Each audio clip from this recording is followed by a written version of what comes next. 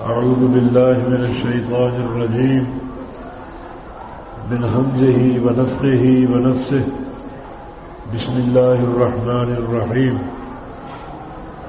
فليحذر الذين يخالفون عن أمره أن تصيبهم فتنة أو يصيبهم عذاب أليم۔ رسول کریم صلی اللہ علیہ وسلم کی ولادت باسعادت اور آپ صلی اللہ علیہ وسلم کی وفات کا مہینہ ہے۔ اس مہینے میں نبی علیہ الصلوۃ والسلام کی مبارک شان بیان ہوتی ہے، اور بہت حد تک لوگ مبالغہ اندیشی اور غلو سے کام لیتے ہیں۔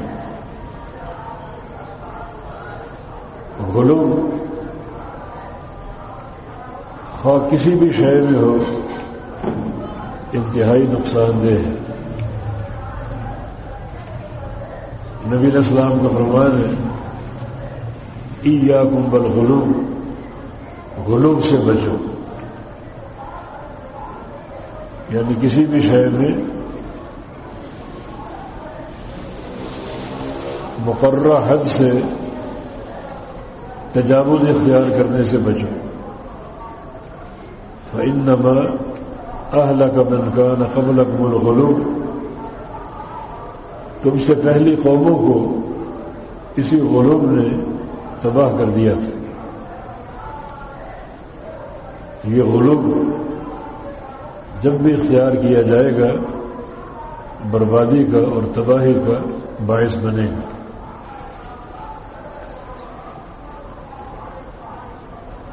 ہم اہل الحدیث سے بھی نبی علیہ السلام کی مبارک شان سنی جائے، یہ اللہ کا فضل و احسان ہے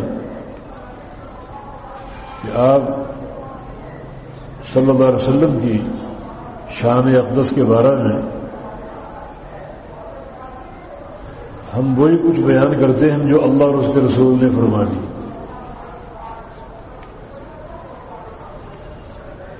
اور ہمارا یہ عقیدہ ہے کہ اگر پوری دنیا اکٹھی ہو جائے،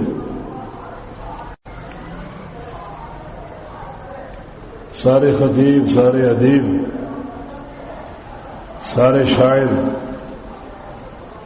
اور سارے انشاء پرداز، انسان بھی، جن بھی، فرشتے بھی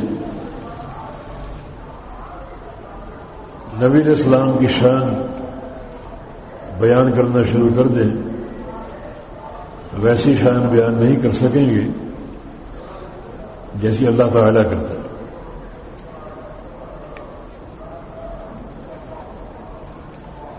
اس لیے ہم اسی شان پر اتفاق کرتے ہیں جو اللہ یا خود رسول اللہ صلی اللہ علیہ وسلم نے فرما دی۔ آپ کا سب سے بڑا مقام، سب سے اونچی شان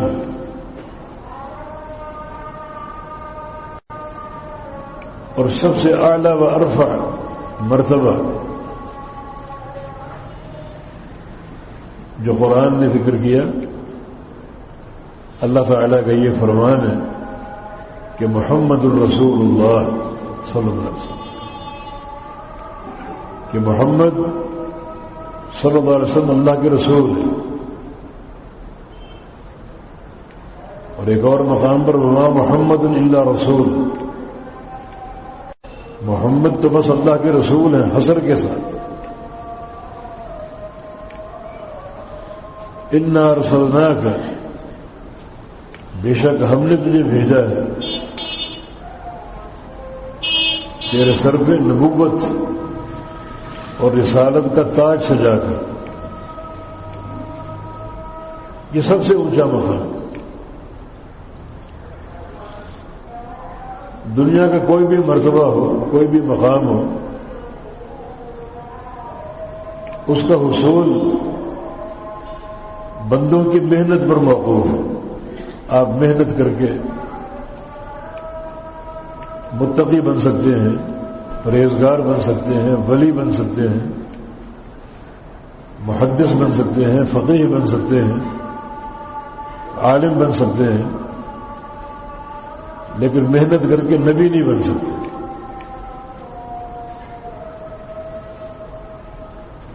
ہر مرتبہ اور مقام کسبی ہے، انسان اپنی محنت سے کما سکتا ہے، لیکن نبوت اور رسالت کسبی نہیں بلکہ وحی ہے۔ یہ اللہ تعالیٰ کی دین اور اس کی عطا پر ہے۔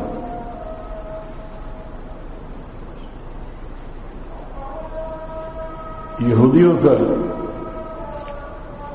بڑا باطل اور فاسد عقیدہ تھا کہ محنت کر کے انسان نبی بھی بن سکتا ہے، بلکہ نبی علیہ السلام کی بعثت سے قبل انہوں نے کچھ ایسے مدارس قائم کر رکھے تھے جن میں ایک نصاب پڑھایا جاتا تھا، اور اس نصاب کو مکمل کرنے والا نبوت کی ڈگری حاصل کر لیتا۔ یہود جو اسلام کے سب سے بڑے دشمن، اس زمین کے چہرے پر سب سے حقیر اور غلیظ قوم ہے، کتوں سے برتر، کتوں سے بھی بدتر، یہ ان کے عقائد باطل ہے۔ لیکن حقیقت یہ ہے کہ نبوت ایک ایسا مقام ہے جو وحی ہے، کسبی نہیں ہے، اللہ تعالیٰ کی دین ہے اور اس کی عطا ہے، جس کو چاہے عطا فرمائے۔ یہ مرتبہ اور مقام سب سے بڑا کہ آپ اللہ کے رسول ہیں، آپ کو اللہ تعالیٰ نے چن لیا اپنی رسالت کے لیے، بلکہ ایک مقام اور آپ کو عطا کیا گیا کہ آپ کی بعثت کے ساتھ ہی نبوت اور رسالت کو لپیٹ دیا گیا۔ اب یہ مقام کسی اور کو حاصل نہیں ہو سکتا۔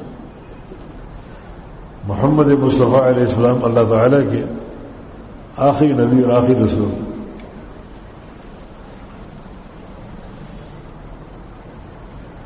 سلسلہ نبوت آپ پر ختم کر دیا گیا۔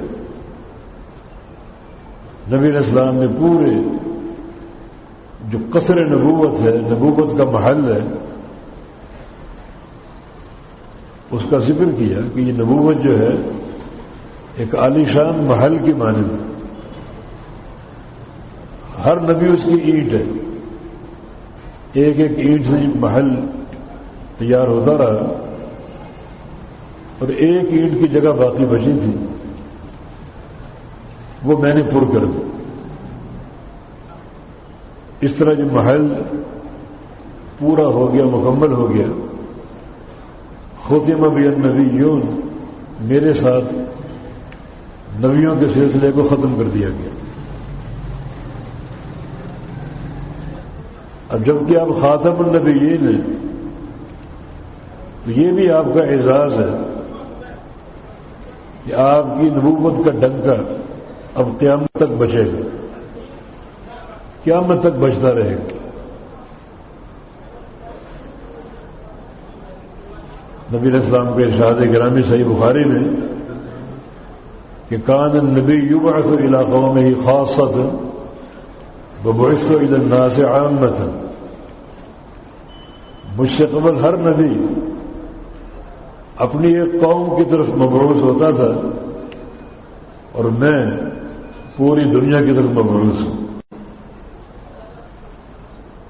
یہ بھی آپ کا مرتبہ اور مقام ہے کہ آپ کی نبوت تا قیام قیامت جاری رہے گی، اور اس پوری جو کائنات باقی بچی ہے سب کی طرف آپ کی بعثت ہے، سب آپ کو رسول ماننے کے پابند ہیں، مکلف ہیں۔ ہمارے نزدیک سب سے بڑا جو مرتبہ اور مقام ہے رسول اللہ علیہ وسلم کا وہ یہی ہے کہ محمد الرسول اللہ، محمد صلی اللہ علیہ وسلم اللہ کے رسول، جو ایک وہبی عطا ہے اللہ کی طرف سے۔ یہ کسبی شے نہیں ہے کہ اس کو محنت کر کے کما لیا جائے، بلکہ وہبی، اور آپ کا چنا جانا یہ اس وقت معاشرے میں آپ کے سب سے برتر ہونے کی دلیل ہے۔ صحابی رسول عبداللہ بن مسعود رضی اللہ عنہ، جن کا قول مسند احمد میں ہے، فرمایا کرتے تھے کہ ان اللہ نظر الى قلوب العباد فوجد قلب محمد صلی اللہ علیہ وسلم من خیر قلوب العباد، کہ اللہ تعالی نے جب آخری نبی کی بعثت کا وقت آیا، فیصلہ تو ہو چکا ہے وہ نبی کون ہوگا، مگر یہ فیصلہ کیسے ہوا یہ بھی تقدیر میں لکھا ہوا ہے کہ اللہ تعالی نے سارے بندوں کے دلوں کو دیکھا، جتنے لوگ بستے تھے ان سب کے دلوں میں دیکھا، تو اللہ تعالی نے کیا پایا؟ فوجد قلب محمد صلی اللہ علیہ وسلم من خیر قلوب العباد، ایک شخصیت محمد مصطفیٰ علیہ السلام، ان کا دل سارے بندوں میں سب سے بہترین، سب سے پاکیزہ، سب سے اجلا، مجلہ اور مصفہ، روشن دل آپ کا ہے۔ تو فاصطفاہ لرسالتہ، تو اللہ تعالیٰ نے آپ کو چن لیا اپنی رسالت کے لیے، آپ کو چن لیا نبوت اور رسالت کے لیے۔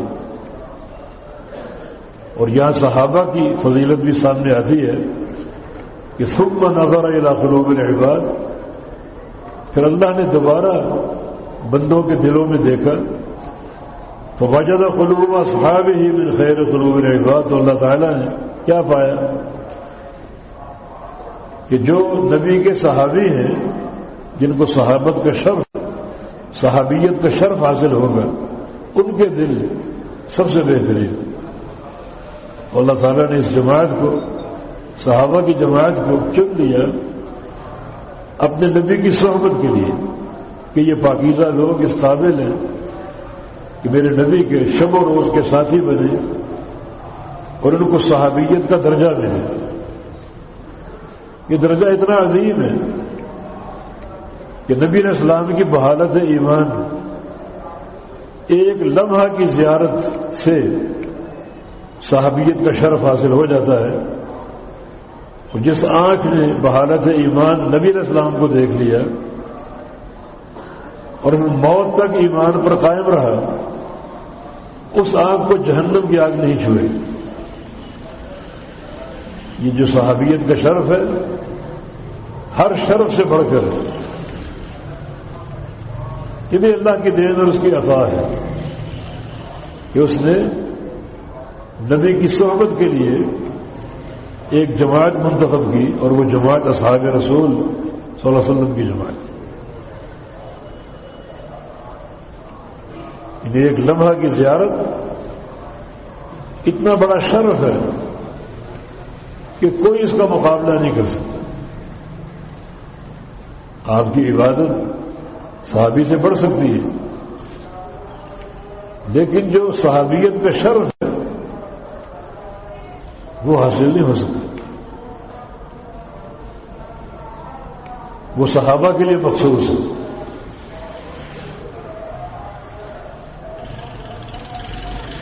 جیسے یہ نبی علیہ السلام کا مقام ہے کہ اللہ تعالی نے آپ کے دل کو سب سے اعلیٰ اور صاف ستھرا پایا، اور آپ کو نبوت کے لیے چن لیا، ایسے ہی صحابہ کے دلوں کو بقیہ لوگوں سے سب سے ممتاز اور برتر پایا، صاف ستھرا پایا، اور انہیں نبی علیہ السلام کی صحبت کے لیے چن لیا۔ اب آپ اللہ کے رسول ہیں، رسول ہونے کے ناطے آپ کے کچھ ہم پر حقوق ہیں جن کو ادا کرنا ضروری، وہ حقوق فرض ہیں۔ ان حقوق کا درجہ بزرگ کا درجہ ہے کہ وہ سارے حقوق اپنائے جائیں، اختیار کیے جائیں۔ وَآتِ كُلَّ ذِي حَقٍّ حَقَّهُ، ہر حق والے کو اس کا حق دے دو۔ جیسے اللہ تعالیٰ کا حق حق توحید ہے کہ اس کی اکیلے کی عبادت کی جائے، ایسے نبی علیہ السلام کا حق رسالت کے ناطے حق اطاعت، حق اتباع ہے کہ آپ اکیلے کی اتباع کیجیے، آپ اکیلے کی پیروی کیجیے۔ نبی علیہ السلام کا حق ہے، اس حق کو اگر پامال کر دو گے تو قیامت کے دن بڑی بات پرس ہوگی۔ آپ اکیلے پیروی کے لائق ہیں۔ ایک اور آیت کریمہ جو اللہ کے پیارے پیغمبر کے شرف کی ایک اور بڑی نمایاں دلیل ہے، من یطع الرسول فقد اطاع اللہ، کہ دنیا والوں سن لو، اس زمین کے تختے پر جو رسول کی اطاعت کر رہا ہے وہ اللہ کی اطاعت کر رہا ہے، یعنی تمہیں اللہ تک پہنچانے والے، اللہ تعالیٰ سے ملانے والے، اللہ تعالیٰ سے جوڑنے والے ایک ہی شخص ہے، اور وہ محمد رسول اللہ صلی اللہ علیہ وسلم۔ ان کی اطاعت اللہ کی اطاعت ہے، ان کی نافرمانی اللہ کی نافرمانی، ان کو چھوڑ کر جس کا چاہو دامن تھام لو، وہ اطاعت تمہیں اللہ کی اطاعت تک پہنچا ہی نہیں سکتی۔ پوری دنیا کا دامن تھام لو، ان کی پیروی اللہ کی اطاعت نہیں ہے۔ اللہ تعالیٰ کی اطاعت ایک ہی شخصیت کے ذریعے ممکن ہے، اور وہ محمد کریم صلی اللہ علیہ وسلم۔ من یطع الرسول فقد اطاع اللہ، یعنی تعلق باللہ جو ہے ایک ہی شخصیت کے ذریعے ممکن ہے، محمد مصطفیٰ علیہ السلام۔ انہیں چھوڑ کر کسی اور کے دامن کو تھام لو تو تعلق باللہ حاصل نہیں ہوگا، اللہ تعالیٰ کو رسائی نہیں ہوگی، اللہ تعالیٰ سے جڑنا اور ملنا ممکن نہیں ہوگا۔ دیکھیں دنیا میں اربوں لوگ ہیں، مگر ایک ہی شخصیت، واحد شخصیت محمد مصطفیٰ علیہ السلام کی، جو اللہ تعالیٰ سے آپ کو جوڑ سکتی۔ لا محالہ آپ کی پیروی فرض ہے، آپ کی اطاعت فرض ہے، یہ آپ کا حق ہے۔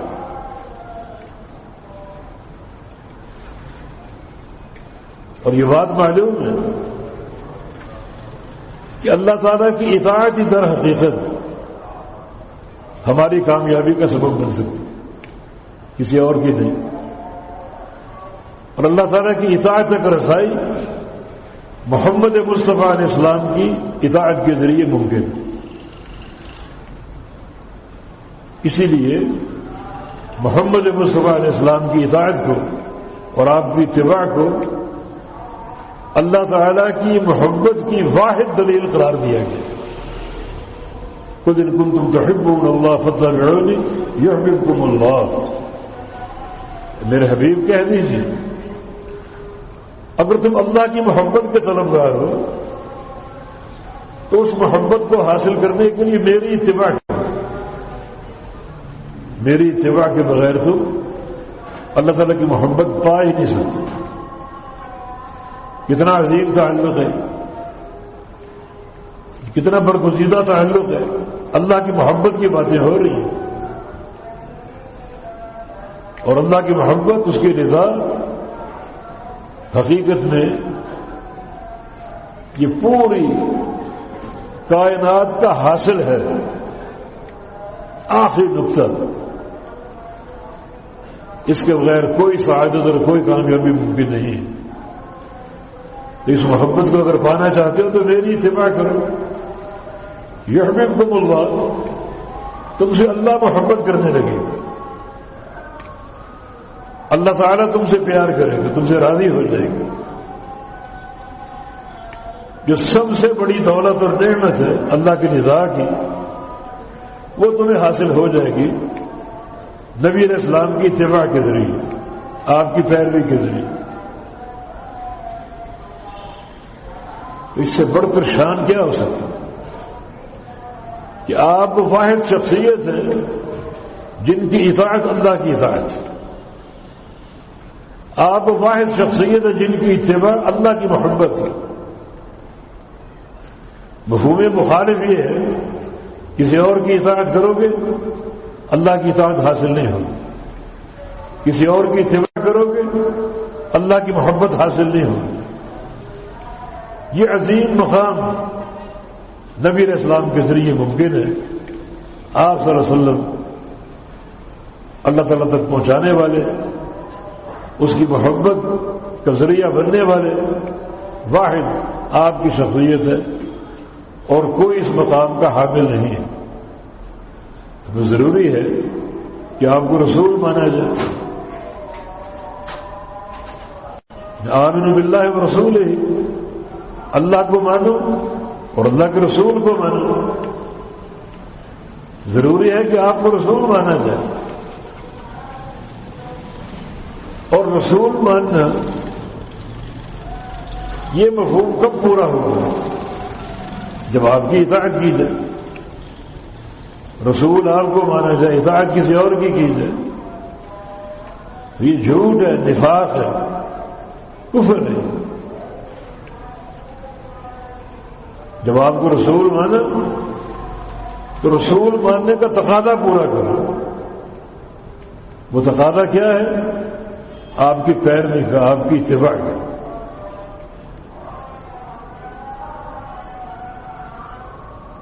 آپ صلی اللہ علیہ وسلم کے دامن کو تھام لینے کا۔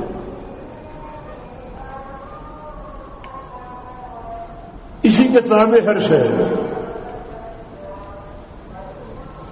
جو پیارے پیغمبر کا مقام اور مرتبہ ہے، اس میں صداقت آپ کی تبھی ثابت ہوگی جب آپ کو رسول مانو، کیونکہ جو مقام اور مرتبہ آپ کو حاصل ہوا وہ آپ کے رسول ہونے کی بنا پر۔ مثلا نبی علیہ السلام کی حدیث ہے، انا سید ولد آدم، میں پوری اولاد آدم کا سردار ہوں۔ سوال یہ کہ کیوں؟ جواب، کیونکہ آپ اللہ کے رسول ہیں۔ جو بھی مرتبہ ہے وہ اسی رسول ہونے کے تابع ہے۔ قیامت کے دن رسول اللہ صلی اللہ علیہ وسلم کا ارشاد گرامی، انا اول شافع، اول مشفع، اول من یقرع باب الجنہ، میں قیامت کے دن سب سے پہلا سفارش کرنے والا ہوں گا۔ کیوں؟ کیونکہ آپ اللہ کے رسول، اور میں وہ شخصیت ہوں گا جس کی شفاعت سب سے پہلے قبول کی جائے گی۔ کیوں؟ کیونکہ آپ اللہ کے رسول۔ جنت کا دروازہ سب سے پہلے میں کھٹکھٹاؤں گا۔ کیوں؟ آپ اللہ کے رسول۔ سارے انبیاء کے قائد آپ ہوں گے۔ کیوں؟ آپ اللہ کے رسول ہیں۔ لواء الحمد، اللہ کی حمد کا جھنڈا آپ کے ہاتھوں میں ہوگا۔ کیوں؟ آپ اللہ کے رسول ہیں۔ آدم علیہ السلام سے لے کر عیسیٰ علیہ السلام تک سارے نبی آپ کے جھنڈے کے نیچے ہوں گے۔ کیوں؟ آپ اللہ کے رسول ہیں۔ رسول مانا تو سب کچھ مان لیا، رسول نہیں مانا تو کچھ بھی نہیں مانا. اور رسول ماننے کی ایک ہی علامت اور ایک ہی دلیل ہے کہ آپ کی پیروی کی، آپ کی اتباع کی. ایک شخص کہے کہ میں آپ کو رسول مانتا ہوں مگر آپ کی بات نہیں مانتا، کچھ دعوے میں جھوٹا ہے، اس کا ایمان قابل قبول نہیں ہے.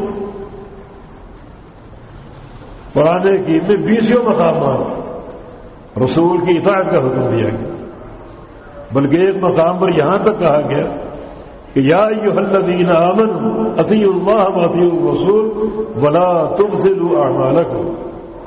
ایمان والو اللہ اور اس کے رسول کی اطاعت کر لو اور اپنے اعمال کو برباد نہ کرو. صاف نتیجہ ہے، اطاعت کرو گے تو اعمال محفوظ اور قابل قبول ہے، اطاعت نہیں کرو گے اعمال برباد. بالکل واضح بات ہے. اللہ اور اس کے رسول کی اطاعت کر لو اور اپنے اعمال برباد نہ کرو. اطاعت پر اعمال کا تحفظ ہے، اطاعت نہیں کرو گے سب نیکیاں برباد ہیں. اللہ رب العزت نے جو رسول بھیجا ہے تو اس رسول پر ایمان لانے کے تعلق سے اپنا ایسا نقشہ بناؤ جو اللہ کے رسول کے مطابق ہو اور اللہ کو پسند آ جائے. شکل و صورت ہو، عقیدہ ہو، عمل ہو، قطع اور لباس ہو، اٹھنا بیٹھنا ہو، کھانا پینا ہو، ان تمام چیزوں پر اللہ کے رسول کا رنگ ہو، معطر خوشبو ہو جو اللہ کو پسند ہے، اللہ نے دے کر بھیجا. تو اس سے بڑھ کر آپ کی شان کیا ہو سکتی کہ آپ اللہ کے رسول. رسول ماننے کا تقاضا کیا ہے؟ آپ کی اطاعت ہو. اطاعت اگر نہیں ہے، اطاعت کسی اور کی ہے تو آپ نے رسول مانا ہی نہیں. رسول نہیں مانا تو یہ سارے قصیدے، یہ سارے شعر، یہ ساری مدح سرائیاں، اس کا فائدہ؟ کیونکہ ساری شان آپ کی تابع ہے آپ کے رسول ہونے کی. اور رسول ہونا اس وقت ثابت ہوگا جب ہر عمل میں آپ کی پیروی کروں، آپ کی اتباع کروں. تو آپ کا یہ حق ہے، حق اطاعت، جس کو ادا کرنا فرض ہے. کوئی تعلق آپ کو بچا نہیں سکے گا جب تک اطاعت نہ. صحیح بخاری میں رسول اللہ صلی اللہ علیہ وسلم کی حدیث ہے، لا یأتین احد منکم یوم القیامہ. لوگوں، قیامت کے دن کوئی شخص میرے پاس نہ آئے اور آ کر کہے اغثنی، ہماری مدد کیجیے. کوئی میرے پاس نہ آئے، کوئی مجھ سے مدد کا سوال نہ کرے،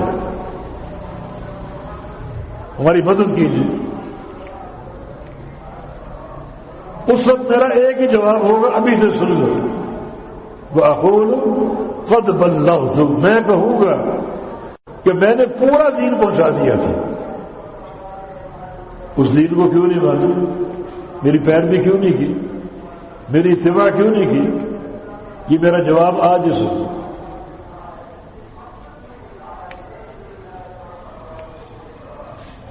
میں اور آپ کس بات کی بولی؟ اپنی برادری سے آپ نے یہ بات کی، بنو ہاشم سے یہ بات کی، اولاد عبد المطلب سے یہ بات کی، اپنی سگی پھوپھی صفیہ سے یہ بات کی، اور آخری نقطہ اپنے جگر گوشہ فاطمہ بنت محمد سے یہ بات کی صلی اللہ علیہ وسلم، انقذی نفسک من النار، اعملی، عمل کرنا، خود اپنے آپ کو جہنم سے بچانا. میں تمہارے کسی کام نہیں ہوں جب تک عمل نہ ہو. آپ کی شفاعت اسی ایمان اور عمل کے نتیجے میں ہوگی. ایک بار گھر تشریف لائے, سیدہ عائشہ صدیقہ رو رہی تھی. پوچھا ما یبکی کہ عائشہ کیوں رو رہی ہے؟ عرض کیا کہ ذکرت النار فبکیت, یا رسول اللہ صلی اللہ علیہ وسلم جہنم کو یاد کر کے رو رہی ہے. فَهَلْ تَذْكُرُونَ أَهْلِيكُمْ يَوْمَ الْقِيَامَةِ, آپ قیامت کے دن مجھے یاد رکھیں گے یا بھول جائیں گے؟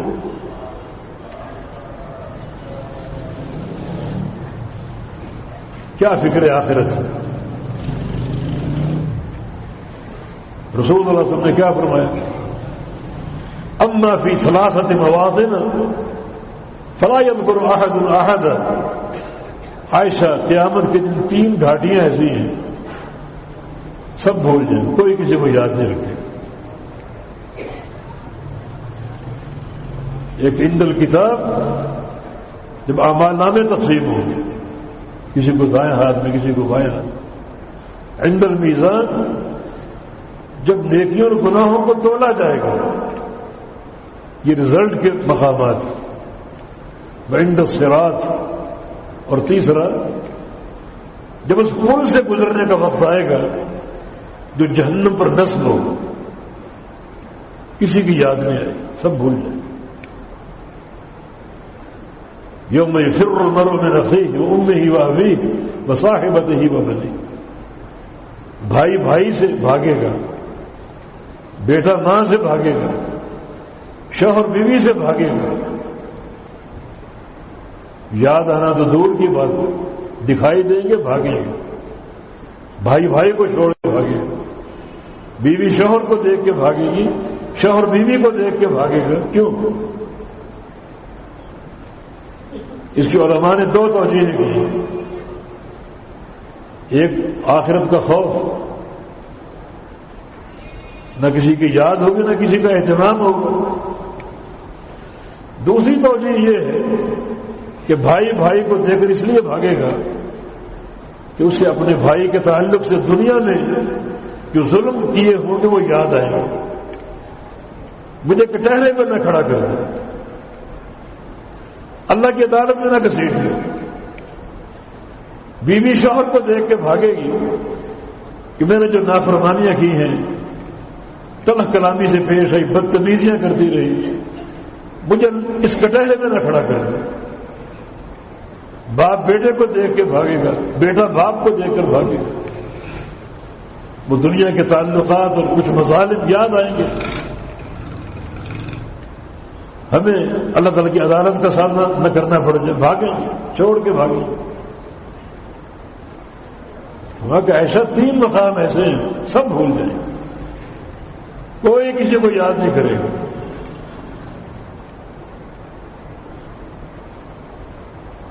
نجات ہندہ کیا ہے؟ وہ خط اور وہ راستہ جو اللہ کے پیغمبر نے کھینچا, کیونکہ آپ اللہ کے رسول ہیں. اسی خط مستقیم پر چلنا ضروری ہے. یہ نجات کا راستہ.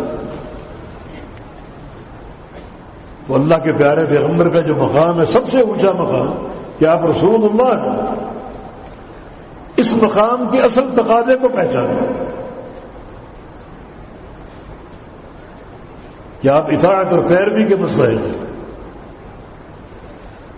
ہر عمل میں آپ کی سنت کی خوشبو ہو, آپ کے فرامین کا نور ہو. یہ کامیابی کا راستہ, یہ اطاعت اللہ کی اطاعت ہے.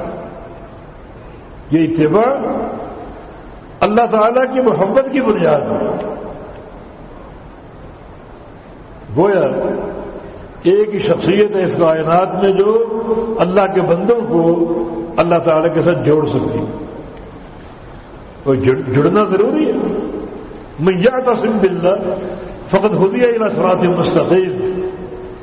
جو اللہ کو پکڑ لے, اللہ تعالیٰ کو تھام لے, وہ صراط مستقیم پر قائم. یہ حقیقی صراط مستقیم. اللہ تعالیٰ کو تھامنا، اللہ کو پکڑنا، یہ احتساب اللہ کے رسول کے ذریعے ممکن ہے. تو اس سے بڑی شان کیا ہے؟ یہ آپ کا فہمی مقام اور مرتبہ جو آپ کو عطا ہوا، اس سے بڑھ کر کیا ہو سکتا ہے؟ اگر آپ 2 گھنٹے اللہ کے پیغمبر کی کالی کمبلی کا ذکر کرتے ہیں، یہ کون سا تمیز ہے؟ یہ کون سی امتیازی حیثیت ہے؟ آپ کی زلفوں کا ذکر کرتے رہو، ہونٹوں کا ذکر کرتے رہو، کس کا ذکر کرتے؟ یہی اگر شان ہے تو قرآن اس کو بیان کرتا ہے، کہیں نہیں. قرآن نے ایک ہی نقطہ اٹھایا اپنے پیغمبر کے تعلق سے، اور وہ پیغمبر علیہ السلام کی پیروی کا، اتباع کا، آپ کی محبت کا. النبی اولا بالمؤمنین من انفسهم وازواجہ امہاتہم. مومن کی تعریف ہے یہاں کہ مومن وہ ہے جس کے نزدیک نبی اس کی جان سے زیادہ قریب ہو، اس کی جان سے بڑھ کر محبوب ہو. یہ نبی کا مقام ہے، اپنی جان سے بھی زیادہ. نبی علیہ السلام کی حدیث ہے، والذی نفس محمد بیدہ لا یؤمن احدکم حتی اکون احب الیہ من والدہ وولدہ والناس اجمعین. قسم اس ذات کی جس کے ہاتھ میں میری جان ہے، اس وقت تک تم مومن نہیں ہو سکتے جب تک مجھ سے محبت نہ کرو، ایسی محبت جو تمہارے ماں باپ کی محبت سے بڑھ کر ہو، تمہاری اولاد کی محبت سے بڑھ کر ہو، اور کائنات کے ایک ایک فرد کی محبت سے بڑھ کر ہو. اپنی جان باقی بچی، اس نقطے کو قرآن نے حل کر دیا. النبی اولا بالمؤمنین من انفسہم. یہ سچا مومن، اس کی پہچان یہ ہے کہ نبی اس کی جان سے بھی زیادہ محبوب اور قریب ہو. ایسا وقت آ جائے کہ نبی کی حرمت پر، نبی کی عزت پر، نبی کی اطاعت پر اگر جان کا سودا دینا پڑے تو جان بھی قربان کر دے. یہ مقام کسی اور کو حاصل؟ یہاں مومن کی ایک مکمل تشخیص 2 چیزوں کے ساتھ ہے. یہ مومن وہ ہے جو نبی کو اپنی جان سے بڑھ کر قریب اور محبوب سمجھے. وازواجہ امہاتہم. اور مومن وہ ہے جس کے نزدیک نبی کی ساری بیویاں اس کی مائیں ہیں. مفہوم مخالف یہ بنے گا کہ جو نبی کو اپنی جان سے زیادہ قریب نہیں سمجھتا، جان سے بڑھ کر محبوب نہیں سمجھتا، وہ مومن نہیں ہو سکتا. اور جو نبی کی بیویوں کو اپنی ماں نہیں مانتا، وہ بھی مومن نہیں ہو سکتا. لاکھ اپنے آپ کو مومن کہو، لیکن قرآن نے ایک مومن کا تشخص اس مقام پر پیش کر دیا کہ مومن میں 2 چیزیں ہونا ضروری ہے. ایک نبی کو اپنی جان سے بڑھ کر محبوب مانے، تو اس نبی کی بیوی کو اپنی ماں مانے. کوئی نقطہ اٹھا نہیں، وہ پیارے پیغمبر کی شان اور بلند مرتبے کا مظہر ہے. یہ آپ کا حق ہے، آپ کی اطاعت کیجیے، آپ کی پیروی کیجیے. ہر عمل پر آپ کی اتباع کی خوشبو قائم کیجیے. سنت کا نور ہو، سنت کا رنگ ہو. نماز ہو تو آپ کے طریقے سے، حج ہو تو آپ کے طریقے سے، عمرہ ہو تو آپ کے طریقے سے، روزہ ہو تو آپ کے طریقے سے، جہاد ہو تو آپ کے طریقے سے. ہر عمل پر اللہ کے پیغمبر کی اتباع کی مہر اور اتباع کی چھاپ ہو. لاؤ کوئی بھائی کا لال اس مقام پر اللہ کے پیغمبر کی برابری کر سکے، جس کا یہ مقام، یہ مرتبہ. ہمارا ایمان اور عقیدہ یہ ہے، سامنے رسول اللہ صلی اللہ علیہ وسلم ہو اور پیچھے پوری دنیا ہو. پوری دنیا آپ کو پکار رہی، اپنی پکار کر رہی. اور اللہ کے پیغمبر آپ کو پکار رہے ہیں، تو دنیا کی پکار کو سننا تو دور کی بات ہے، پیچھے جھانکنا بھی کفر ہے، جھانکنا بھی نہ جائز۔ وَأَقِمْ وَجْهَكَ لِلدِّينِ حَنِيفًا، اپنا چہرہ سیدھا محمد مصطفیٰ کی طرف کر کے، یہ ہمارا عقیدہ تو ہے۔ ہماری کا نام اس مرتبے اور مقام پر اللہ کے پیغمبر کی برابری کر سکے۔ اس کے بعد جو پیارے رسول کی شان اور مقام ہے، اس جذبہ اطاعت کے بقدر اس کی فضیلت آپ کو حاصل ہو۔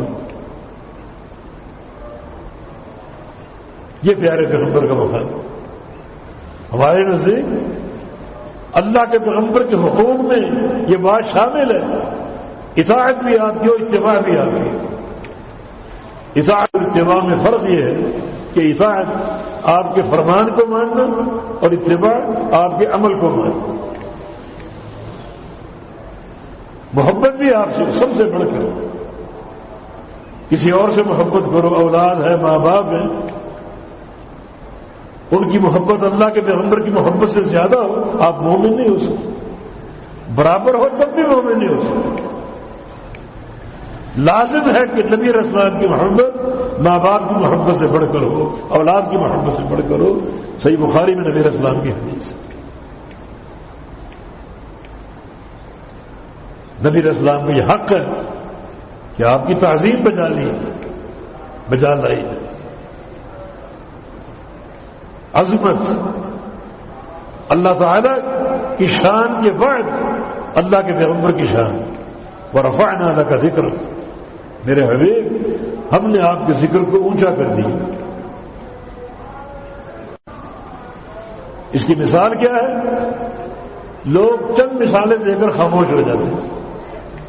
مثلا اذان ہے، اشہد ان لا الہ الا اللہ ہے، تو ساتھ اشہد ان محمد رسول اللہ بھی۔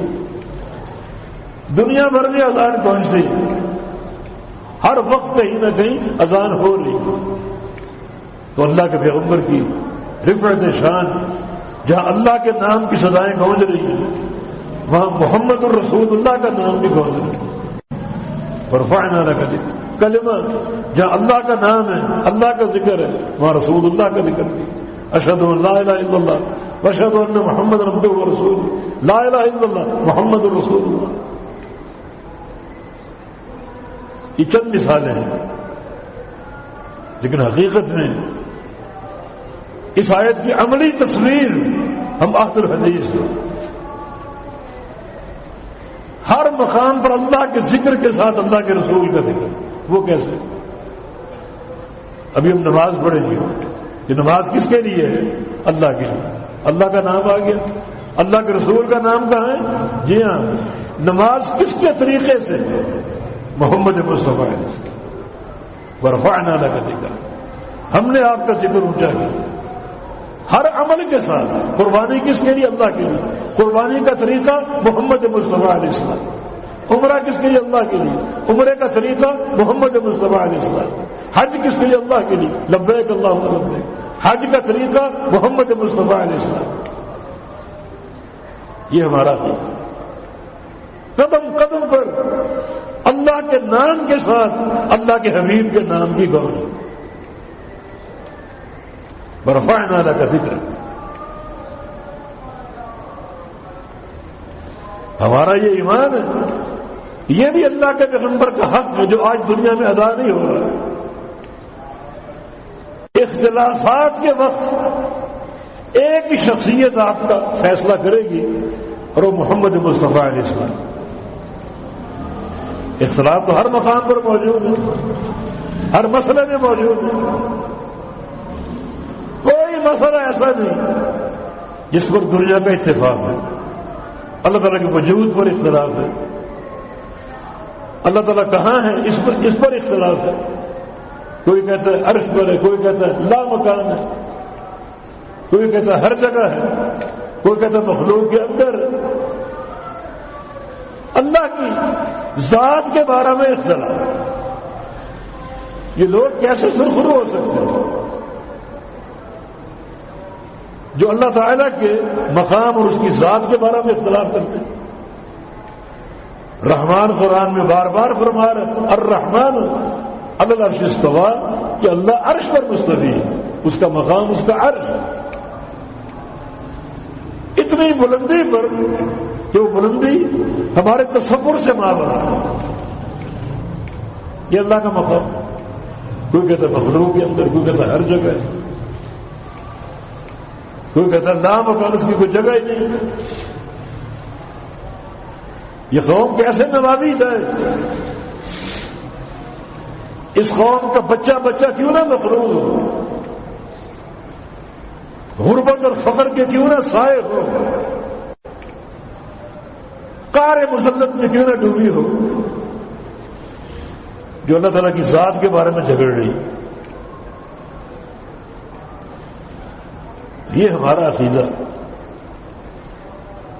جہاں اختلاف ہو فیصلہ ایک ہی شخصیت کرے گی اور وہ محمد مصطفیٰ علیہ السلام۔ اختلافات میں مرجع آپ کی ذات، آپ زندہ اور موجود ہیں تو آپ کی شخصیت اور آپ کی ذات مرجع ہے، دنیا سے چلے گئے تو آپ کی حدیث مرجع ہے۔ یہ ہمارا عقیدہ۔ بھائیے جس کا یہ عقیدہ ہو، اختلاف میں لوگ کیا کہہ رہے ہیں؟ ہماری برادری کی بات، ہمارے باپ دادا کی بات، ہمارے پیر صاحب کی بات، ہمارے حضرت صاحب کی بات، ہمارے امام کی بات، نبی کا نام ہی نہیں، یہ نام ایک ہی جماعت لے رہے۔ کیوں؟ کیونکہ قرآن و حدیث کی تعلیم یہی ہے، وَمَا اخْتَلَفْتُمْ فِيهِ مِنْ شَيْءٍ فَحُكْمُهُ إِلَى اللَّهِ۔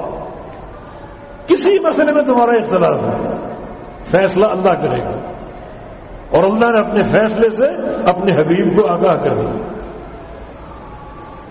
نبی اسلام کی حدیث ہے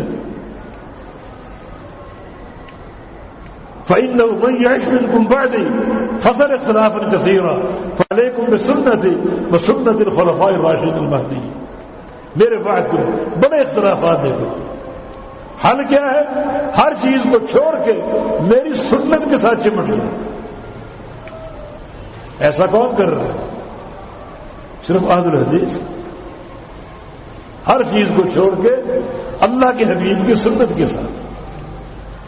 اور کوئی چیز اگر اللہ کے پیغمبر کی سنت سے نہ ملے تو خلفاء راشدین، یہاں تقلید کا حکم نہیں دیا جا رہا، بلکہ خلفاء کو راشدین کا اور مہدیین کا ہے۔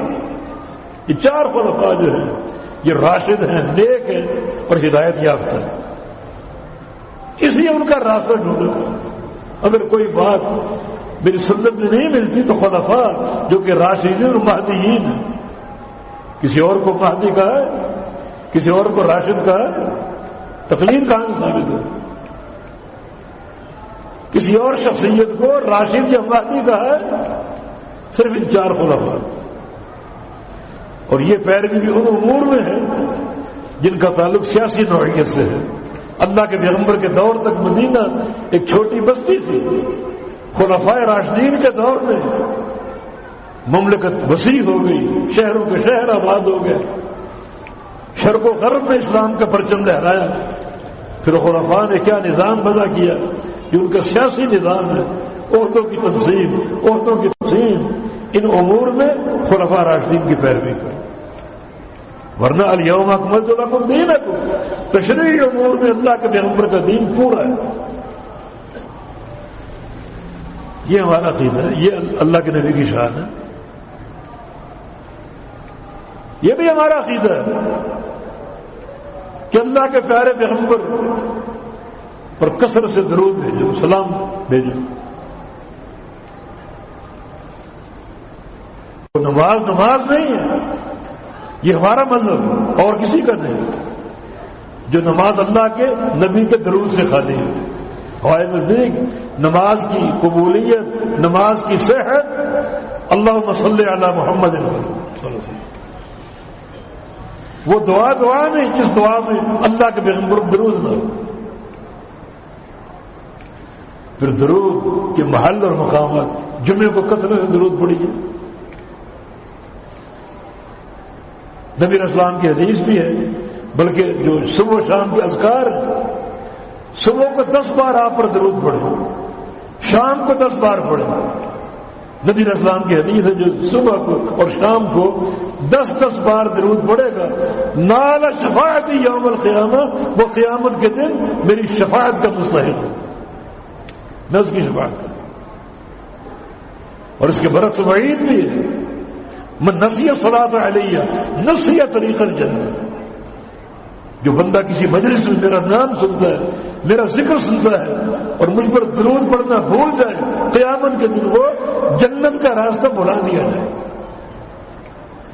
جنت کا سرٹیفکیٹ اس کو مل جائے گا، جاؤ جنت کی طرف، اس کو جنت مل نہیں رہی، کتنے سال بھٹکے گا جنت کو تلاش کرنے کے لیے، پھر آخر راستہ مل جائے گا، سجائی دے گا، لیکن سزا اس کو ملے گی، جنت کا راستہ بڑھا دیا گیا۔ من صلی علیہ واحدۃ صلی اللہ علیہ عشرہ، جو مجھ پر ایک درود پڑے گا اللہ اس پر 10 رحمتیں اتارے۔ ابی بن کعب نے پوچھا، کسی مجلس میں بیٹھو دعا کرنی ہو، اگر آدھا وقت آپ پر درود پڑھوں، آدھا وقت دعائیں کروں، ٹھیک ہے؟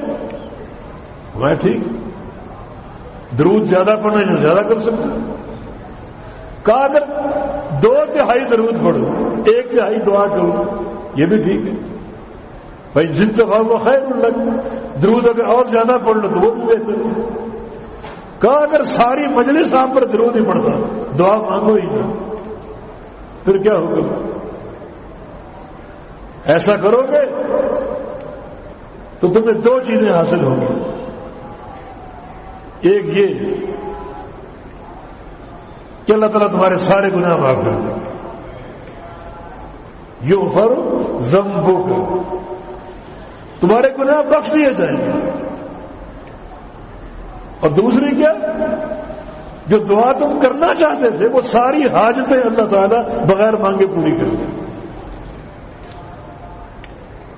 یہ ہمارا عقیدہ ہے۔ وقت کی کمی ہے، باتیں تو بہت طویل و عریض اور وسیع ہیں، دن سے رات ہو جائے، رات سے دن ہو جائے، میرے محبوب کی شان ختم نہ ہو، میرے پیارے رسول کی شان ختم نہ ہو، تو یہ وہ شان ہے جو اللہ اور اس کے رسول نے بیان کی، یہ غلوب نہیں ہے، حقیقی شان، کوئی اس کا مقابلہ نہیں کر سکتا۔ آپ غلوب کرو گے اس کا نقصان آپ کو ہے، وہ شان نہیں۔ وہی جو مستوی عرش کا خدا ہوگا اتر پڑا مدینے میں مصطفیٰ ہوگا۔ اب عرش خالی ہے، جب نبی کی پیشت کا وقت آیا شاعر یہ کہہ رہے ہیں کہ اللہ تعالیٰ مصطفیٰ بن کر نیچے آ گیا، یہ شان ہے، یہ تو کلمہ کفر، کلمہ کفر، جھولی بھرنے والا اللہ تعالیٰ ہے، نبی کو مخاطب کر کے کہو بھر دو جھولی میری، استغاثہ لغیر اللہ شرک اکبر ہے، یہ شان نہیں۔ جو کتاب و سنت شان ہم نے بیان کی، کوئی غلو ہے اس میں؟ بالکل برحق شان، اور ایسی شان جس میں کوئی دوسرا بندہ شریک نہیں ہو سکتا۔ اللہ تعالیٰ نے سمجھ دے، اپنے حبیب کی سچی اتباع کی توفیق عطا فرما، سچا پیروکار بنا، نبی کی محبت سے ہمارے دلوں کو بھر دے، نبی علیہ السلام کا پیار ہمارے انگ انگ میں سما جائے، آپ کی اطاعت ہو، آپ کی اتباع ہو، فرمان برداری ہو، آپ کے مشن سے محبت ہو، اور وہ مشن بیان توحید ہے، یہ آپ کی شان، اللہ تعالیٰ کی توحید کی علمبردار، یہ آپ کا مشن، اس پر بھی دلائل دیے جا سکتے، اس مشن سے محبت ہو، توحید کو قبول کرنے والے، توحید کے داعی، ایک چپے پر اللہ کی توحید کو نافذ کرنے کی سوچ ہو، یہ ہمارا عقیدہ ہے۔ اللہ تعالیٰ سچا اور صحیح فہم عطا فرمائے۔ اقول قولی ھذا واستغفر اللہ لی ولکم وآخر دعوانا الحمد للہ رب العالمین۔